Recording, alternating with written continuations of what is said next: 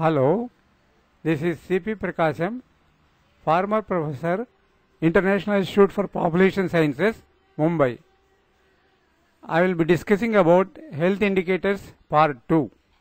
In the part 1, we have discussed about health indicators related to mortality, morbidity, nutrition, disability, health infrastructure and other facilities.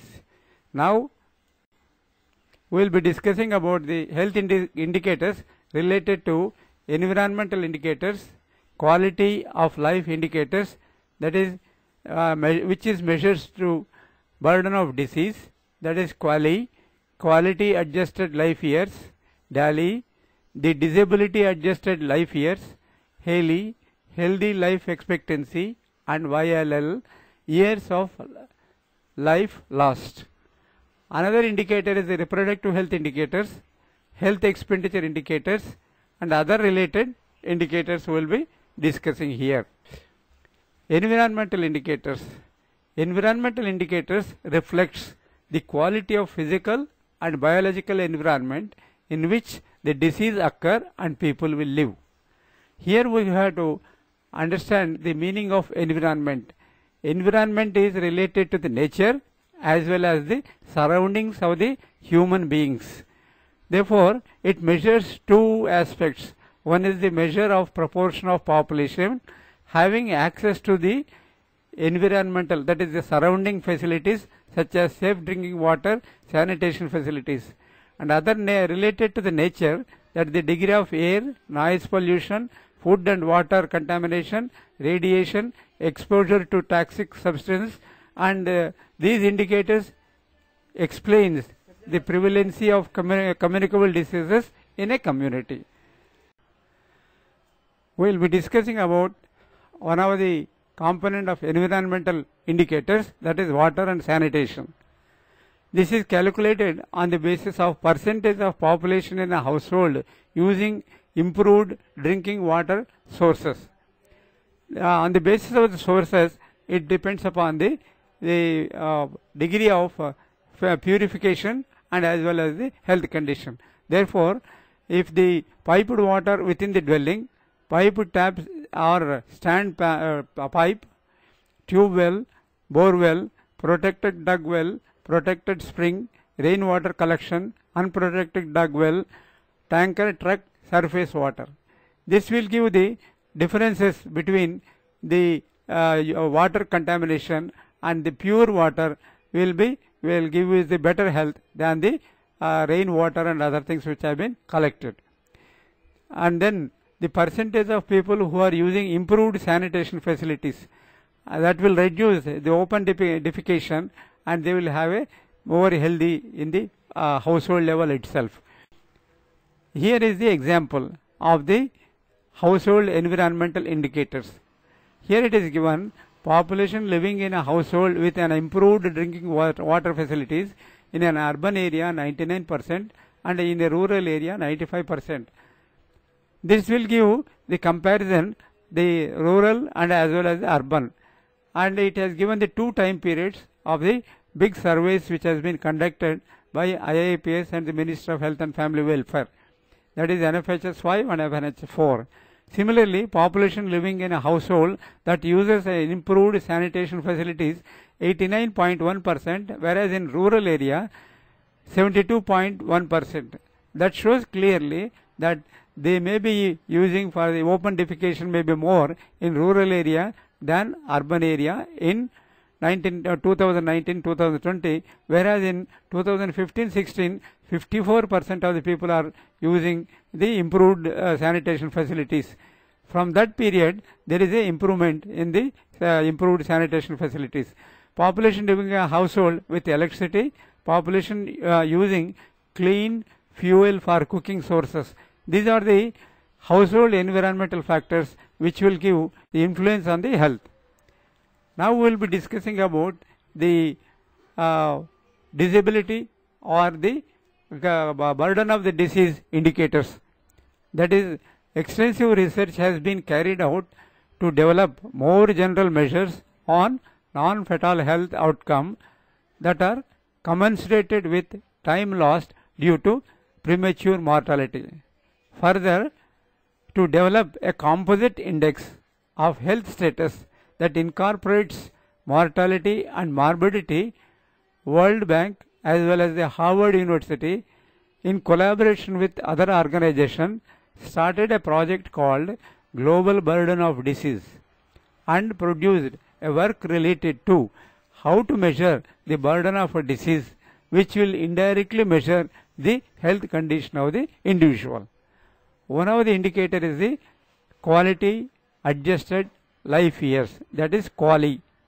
This QALY refers to a time-based measure which includes life expectancy of expectancy and non-fatal health outcome, where time spent within non-fatal outcome is adjusted by the preference weight. To explain very clearly, the QALY measures year of survival weighted for the quality of life which people may be expected to have in the context of different status of the illness. Another indicator is the DALY. DALY is the disability adjusted life years. The disability adjusted life years is a health gap measure that extends the concept of potential year of life lost due to premature death to include equivalent years of healthy life lost by virtue of being in status of poor health or disability. That means number of years a person who is suffered with disability will be subtracted from the whole healthy life, and remaining year of healthy life will be calculated. That is called the disability adjusted life years. In simple, DALY is calculated by adding years of life lost, that is YLL, we will be going to discuss, and the years lived with disability, YLD. The disability free life expectancy is the average number of years an individual is expected to live free from disability of current pattern of mortality and disability continues to apply. Years of life lost.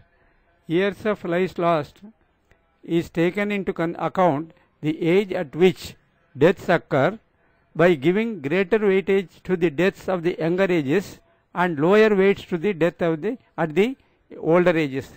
The years of life lost indicator measures the YLL due to the cause as a proportion to the total of YLL lost in the population due to premature mortality.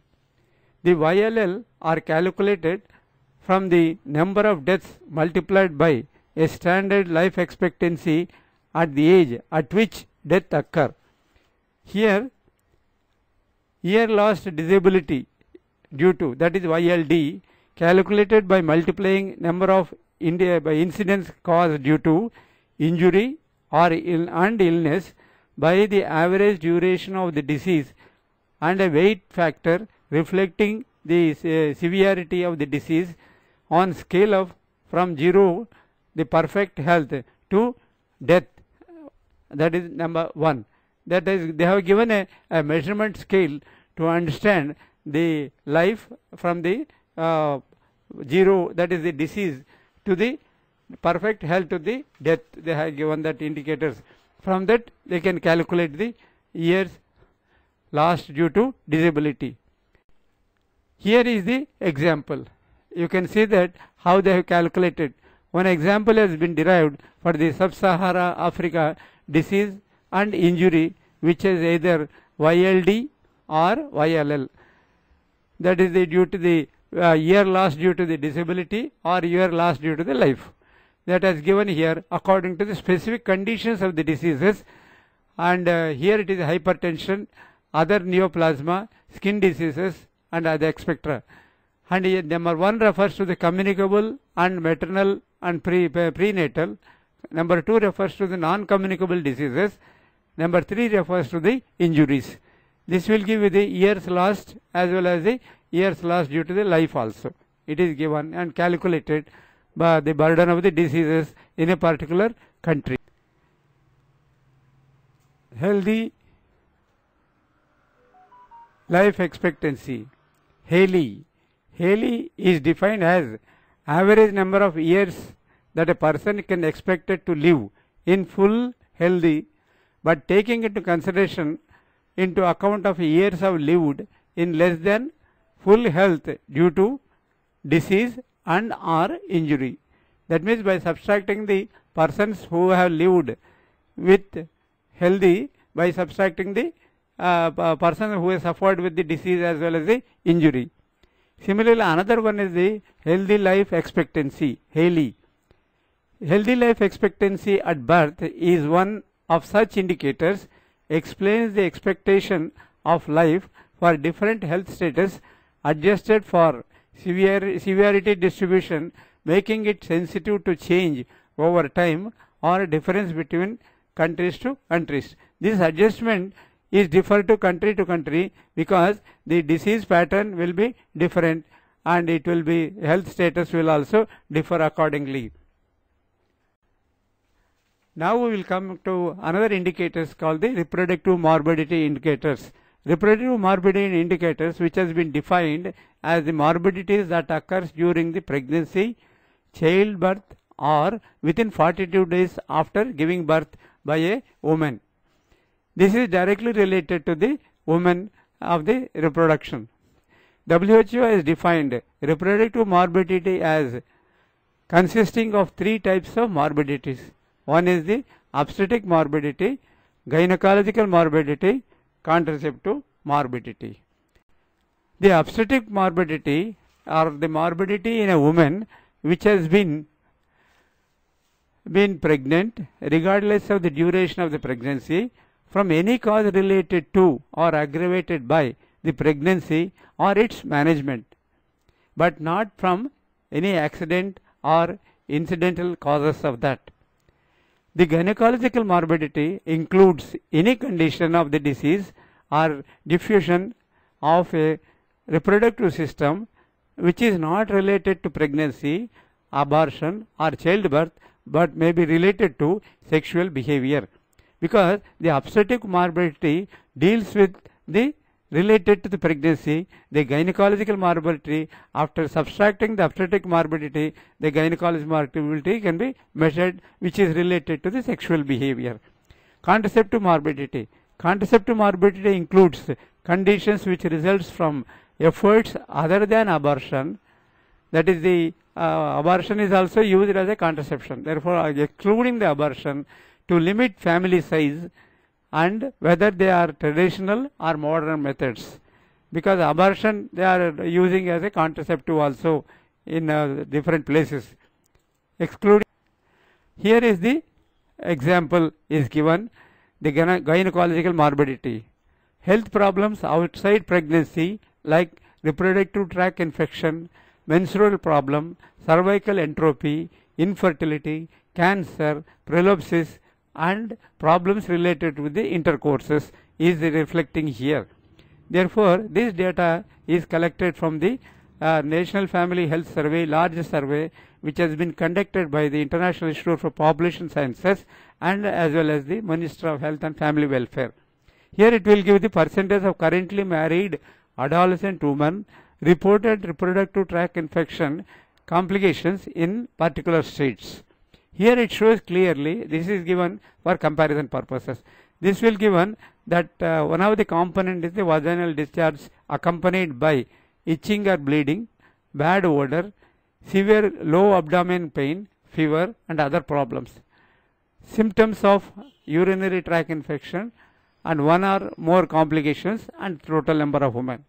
This will give you these are the information collected by the self-reported symptoms are there. These are not medically tested in that. But there is a difference between medically tested as well as a self-reported, and there is a lot of research has been done with that. Here it shows that in a particular state, Andhra Pradesh, that shows that 14.5 is the bleeding and itching, whereas in particular state Tamil Nadu, it is half of it. Similarly, if you take the symptoms of urinary tract infection in Andhra Pradesh, it is 18.5% of women have reported from the sample of 399, whereas in Tamil Nadu 10.9% of the women who have expressed the symptoms as a urinary tract infection as a gynecological morbidity out of 229. Here another indicator is the health expenditure indicator. This is the related to directly how much funds or how much money is spent for the health purpose, that is total expenditure on health as a percentage of GDP. The public health program expenditure as proportional to the total health expenditure. Differential rates for special services used for the outpatients as well as the hospitals and private and patients per 1000 population. This is the these indicators will give you how much money they have spent and what is the cost benefit analysis can be done from this, and the total cost for medical specialist or special services which has been provided, number of accredited and field clinical training positions, the capacity building programs conducted also it has been taken into consideration, and capital expenditure such as the buildings and then transportation facilities provided and such kind of capital expenditure as proportional to the total health and aged care expenditure which has been spent.